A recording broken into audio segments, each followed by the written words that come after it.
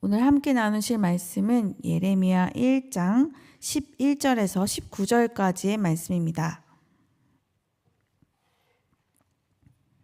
예레미야 1장 11절부터 19절 말씀, 저 한 절 성도님 한 절 번갈아 교독하겠습니다.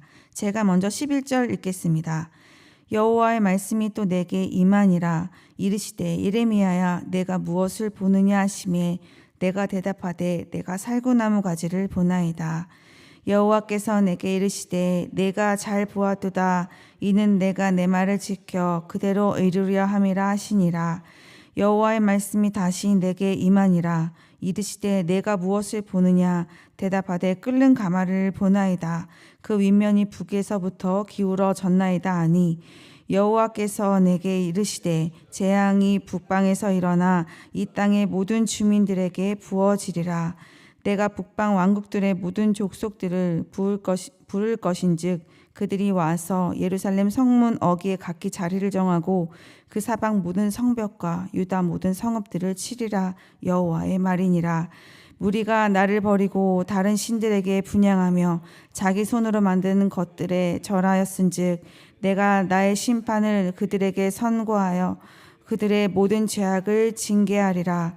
그러므로 너는 내 허리를 동이고 일어나 내가 내게 명령한 바를 다 그들에게 말하라.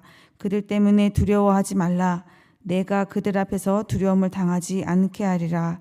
보라, 내가 오늘 너를 그 온 땅과 유다 왕들과 그 지도자들과 그 제사장들과 그 땅 백성 앞에 견고한 성읍 쇠기둥 노선벽이 되게 할진즉 그들이 너를 치나 너를 이기지 못하리니 이는 내가 너와 함께하여 너를 구원할 것임이라. 여호와의 말이니라. 아멘. 아나돗 사람 예레미야에게 또 하나님의 말씀이 임합니다. 예레미야는 두 가지 환상을 봅니다. 11절과 12절입니다. 여호와의 말씀이 또 내게 임하니라. 이르시되 예레미야야, 내가 무엇을 보느냐 하시매 내가 대답하되 내가 살구나무 가지를 보나이다. 여호와께서 내게 이르시되 내가 잘 보았도다. 이는 내가 내 말을 지켜 그대로 이루려 함이라 하시니라. 하나님께서 물으시니 이 살구나무 가지를 보았다고 했는데 지켜서 이루겠다고 말씀하십니다. 여기서 지킨다라고 번역된 단어의 뜻은 지켜보다입니다. 지켜보는 것과 이 살구나무 가지와 무슨 연관성이 있길래 이렇게 말씀하신 걸까요? 히브리어로 살펴보면 둘 사이의 연관성을 찾아볼 수 있습니다. 살구나무는 히브리어로 샤케드입니다. 지켜보다는 히브리어로 쇼케드입니다. 서로 자음이 같고 이 모음에서 차이가 있긴 하지만 그마저도 발음이 비슷합니다. 언어 유희를 통해서 지금 메시지를 전달하고 있습니다. 살구나무 가지, 이 가지는 히브리어로 마켈인데요. 이것은 하나님의 진노의 심판을 상징하는 단어입니다. 이 쇼케드, 지켜보다는 관심을 가지고 지켜본다라는 뜻을 가지고 있어요. 예레미야가 지금 살구나무 가지를 지켜보는 것처럼 하나님도 하나님이 하신 말씀이 이루어지는 것을 관심을 가지고 지켜보시는 분으로 표현하고 있어요. 이 하나님의 말씀은 지금 유다에 임박한 심판입니다. 예레미야에게 두 번째 환상을 보여주십니다. 13절과 14절입니다. 여호와의 말씀이 다시 내게 임하니라. 이르시되 내가 무엇을 보느냐.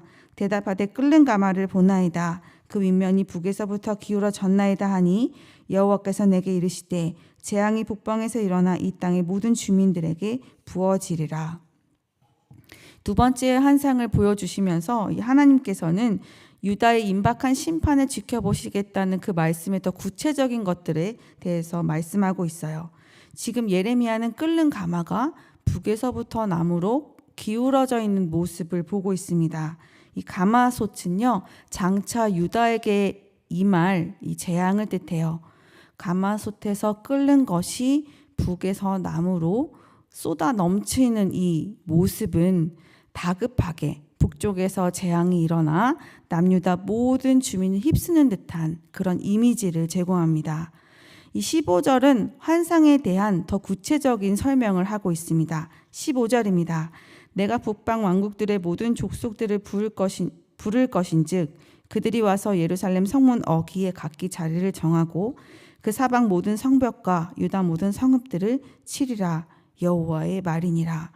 북방의 왕국들이 남유다에 급하게 몰려오는 것은 어떤 것입니까? 친하게 지내려고 방문하는 것은 아니죠. 군사를 동원한 이 정복 활동을 말합니다.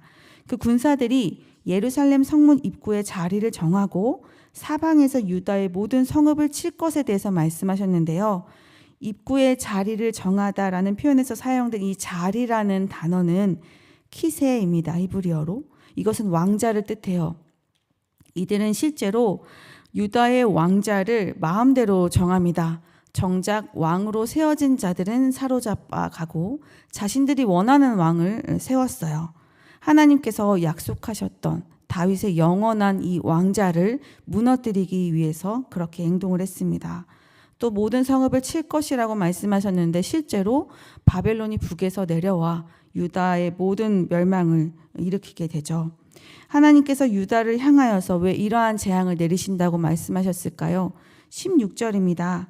무리가 나를 버리고 다른 신들에게 분향하며 자기 손으로 만든 것들에 절하였은즉 내가 나의 심판을 그들에게 선고하여 그들의 모든 죄악을 징계하리라. 우상 숭배 때문입니다. 무리, 모든 백성이 하나님을 버리고 다른 신에게 분향하고 그들을 섬기는 죄악을 저지릅니다. 예레미야를 부르시고 하나님께서 지금 이 말씀을 하실 때는 요시야 왕이 다스린 지 13년째 되는 해입니다. 요시야 왕은 유다의 종교 개혁을 일으킨 왕이거든요. 굉장히 올바르게 하나님 앞에서 나라를 다스린 왕인데 왜 이 왕이 다스릴 때에 유다의 재앙, 이 심판을 말씀하시는 것들을 하나님께서 말씀하셨을까요? 지금은 요시야의 종교 개혁이 일어나기 한 5년 전의 상황입니다.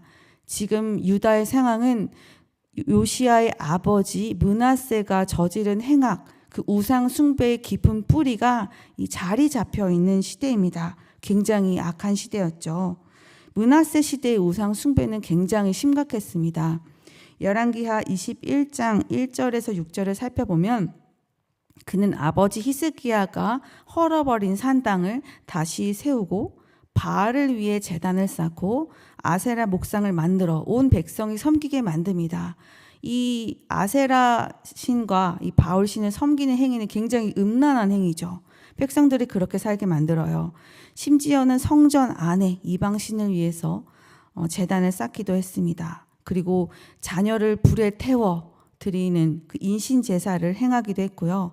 점을 치거나 신접한 사람들, 이 박수들에게 일을 맡기기도 했습니다. 성경은 므낫세의 행악이 가나안 원주민 그 아모리 사람들의 행악보다 더 심했다라고 평가합니다. 하나님께서 지금 유다의 모든 이러한 제약들을 지켜보셨고 그로 인한 벌로 재앙이 이루어지는 것 또한 지켜보시겠다고 말씀하십니다. 그 예레미야 시대의 그 유다 백성들은 그 인생을 살펴보시는 하나님의 관심과 그 다스리심에 대해서 어떻게 받아들이고 있었을까요? 16절 하반절과 17절입니다. 내가 나의 심판을 그들에게 선고하여 그들의 모든 죄악을 징계하리라. 그러므로 너는 내 허리를 동이고 일어나 내가 내게 명령한 바를 다 그들에게 말하라. 그들 때문에 두려워하지 말라. 내가 그들 앞에서 두려움을 당하지 않게 하리라.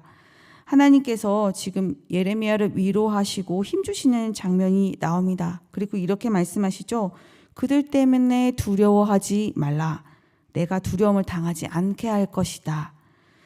예레미야가 지금 자신들과 함께 살고 있는 동시대 사람들에게 전해야 할 하나님의 그 메시지는 듣는 사람이 굉장히 반길 만한 메시지는 아니었습니다. 굉장히 불편한 메시지죠. 뿐만 아니라 예레미야가 이 말씀을 전할 때에 예레미야에게 어려운 일이 있을 수도 있을 것이라는 말씀을 하고 계세요. 그러나 하나님께서 지켜주신다는 말씀을 18절과 19절에 말씀하시죠.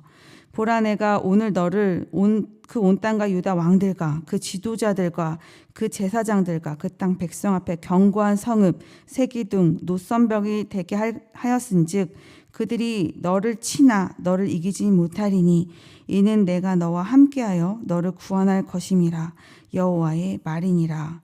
이렇게 므낫세의 죄가 심각했는데 그 죄에 대한 심판에 대한 메시지를 듣고도 이 돌이키려고 하지 않았던 이유는 무엇일까요? 오히려 하나님의 말씀을 전하는 자를 하나님께서 보호해 주셔야 할 정도로 이들은 자신의 죄를 깨닫지 않고 굉장히 적대적인 태도를 보이고 있습니다. 므낫세의 아버지 히스기야는 아수르를 향하여 굉장히 저항적인 정책을 펼쳤습니다. 그래서 아수르가 유다의 모든 경제적인 활동을 봉쇄하게 되는데요. 굉장히 경제적으로 어려웠어요. 아수르의 기세가 등등해서 유다 주변의 모든 국가들을 점령하는 바람에 유다는 국제적으로 굉장히 고립되어 있었고 교역이 이루어지지 않았습니다. 국가 경제가 굉장히 피폐했어요. 그런데 므낫세 시대에는 그렇지 않았습니다. 므낫세는 아수르의 조공을 바치면서 이 우호적인 정책을 펼칩니다. 아수르의 비호 아래 모든 교류가 열리게 되어 국제 무역도 활성화가 되고 국내 경기가 회복됩니다. 신앙에 대한 그러한 배도보다 경제의 회복은 백성들로부터 지지를 받습니다. 실제로 므낫세가 나라를 다스린 통치 기간도 다른 왕보다 길어요. 신앙적인 부분 외에 이 국가 통치 기간 동안에는 국가의 안녕을 누리고 경제적인 번영과 또 인구 증가로 인해서 거주 지역이 확장되었다는 기록도 있습니다. 다윗의 모든 행위와 같이 여호와 보시기에 정직하게 행하는 히스기야의 시대보다 여호와 보시기에 악을 행했던 므낫세 시대에 백성들이 이 안정과 풍요를 누리게 되는 것입니다. 예레미야는 태어나기도 전에 하나님께 택함을 받은 선지자이었습니다. 그는 다른 사람이 볼 수 없는 질서, 당시 다른 사람들이 보지 않으려고 했던 그 질서를 보게 됩니다. 그 질서는 하나님께서 우리의 인생을 지켜보시고 그 이루심으로 다스리고 계신다는 것이었습니다. 하나님께서 그렇게 지켜보시고 다스리시는 결과가 유다의 모든 죄가 낱낱이 드러나고 그 죄에 대한 대가를 치르는 것으로 보여지고 있는데요.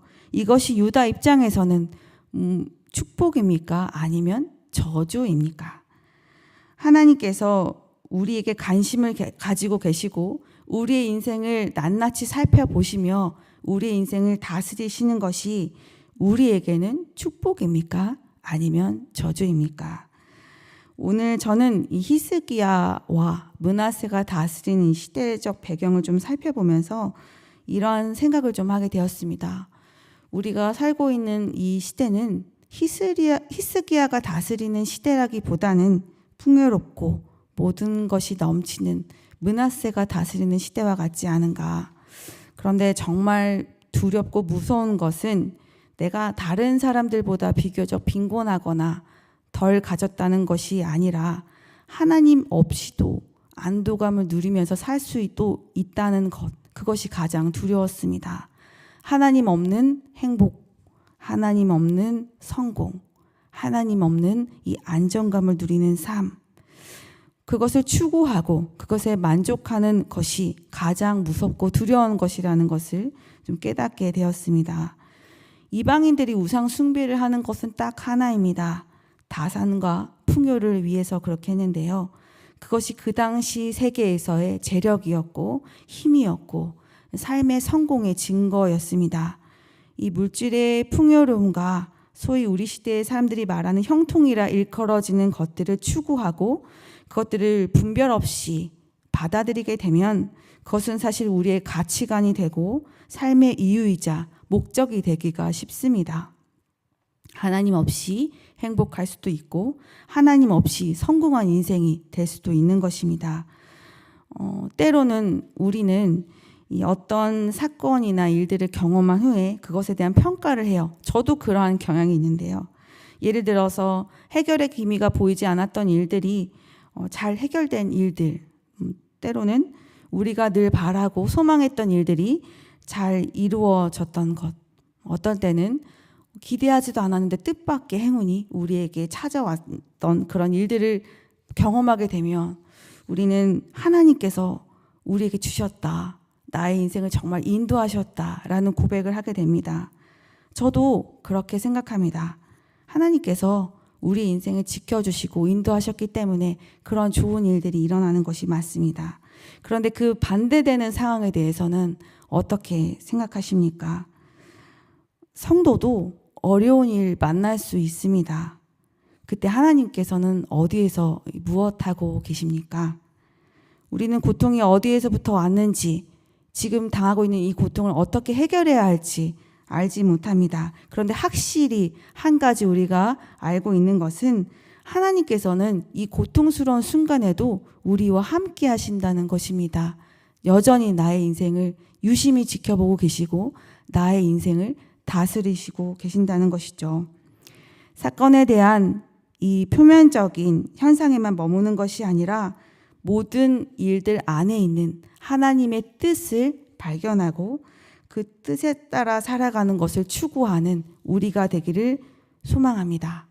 형통하심도 하나님이 주시는 것이고, 유난히 내가 느끼기에 너무 불행하고 힘들다, 형통함이 없는 그 인생이라 할지라도 그것 또한 하나님의 다스림 안에서 일어나는 일들입니다. 너무 고통스럽고 힘든 그 모든 성도님들의 개인적인 사정을 제가 감히 평가할 수는 없지만 하나님은 여전히 우리와 함께하고 계시고 나의 인생에 관심을 가지고 계십니다. 우리는 만나는 일들을 통해서 하나님께서 어떤 뜻을 품고 계시는지 그 뜻에 더 집중하여 분별하며 나아가는 우리가 되기를 원합니다. 예레미야를 통한 이 유다의 심판 메시지는 아직 이 심판이 이루어지기 전의 메시지였습니다. 아무런 경고도 하지 않고 유다 백성들의 죄로 인한 이 재앙을 내리는 것, 하나님의 심판이 이루어지는 것은 하나님 입장에서는 아무런 해가 되지 않습니다. 사람들도 하나님 앞에 변명할 거리가 없는 그런 일들이죠. 그러나 미리 심판의 이 경고를 주시는 것은 이 백성들이 돌아오기를 바라는 하나님의 크신 사랑이 담겨 있는 것입니다. 사실 이 메시지는 훗날에 모두 실현됩니다. 이 하나님의 심판이 이루어지는 것이 하나님이 그의 백성을 버리시는 것이었을까요? 하나님의 심판 이후 유다 백성은 이 포로로 끌려갑니다.